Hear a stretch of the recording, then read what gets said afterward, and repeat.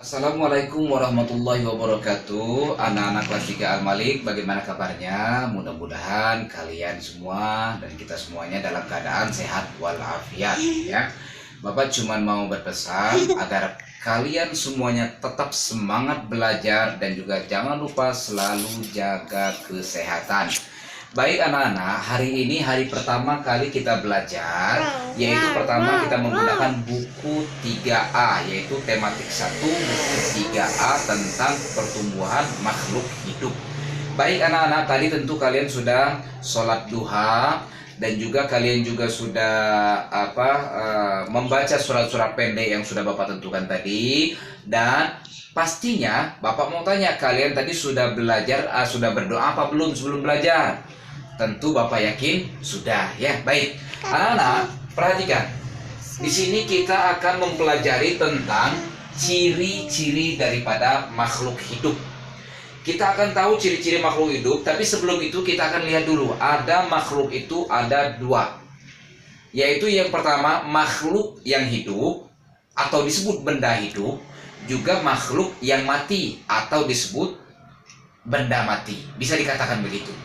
Kenapa dikatakan makhluk walaupun dia benda? Karena itu adalah golongan daripada jenis yang berbeda. Walaupun kursi misalkan, meja misalnya, itu kita bisa katakan makhluk.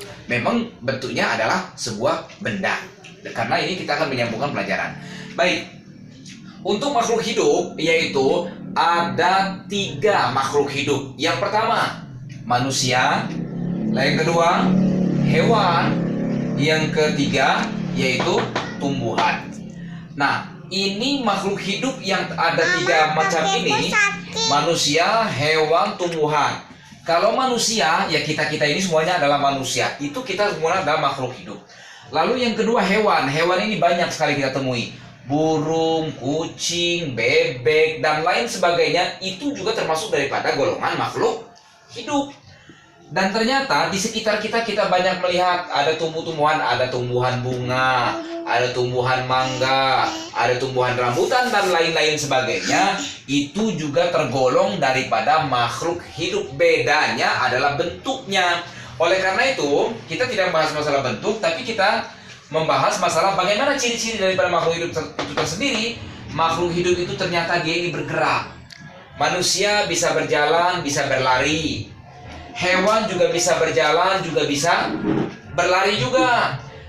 Dan juga sama, hewan, manusia dia menggunakan pernafasan. Hewan juga bernafas. Coba kalau misalkan tidak bernafas, hewan dan manusia pasti mati. Nah, yang terpenting antara manusia, hewan dan tumbuhan juga ternyata memang membutuhkan makanan. Sebelum kita melaksanakan aktivitas coba tadi, kalian tadi sebelum belajar, misalnya kalau misalkan datang ke sekolah nih ya, kalau misalkan datang ke sekolah dari pagi sarapan dulu apa tidak? Tentu sarapan. Kalau tidak sarapan, maka badan akan terasa lemas dan tidak bertenaga. Apalagi kalau tidak makan sama sekali, maka akan mati. Artinya manusia juga membutuhkan makanan. Hewan juga membutuhkan makanan.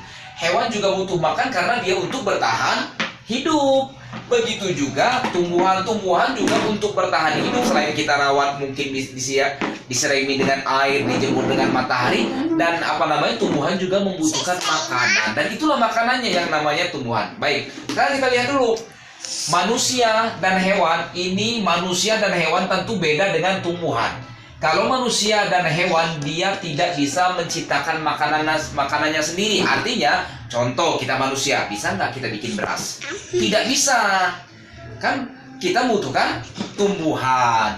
Nah, tumbuhan ini ternyata dia ini membutuhkan makanannya sendiri. Dia bisa membuat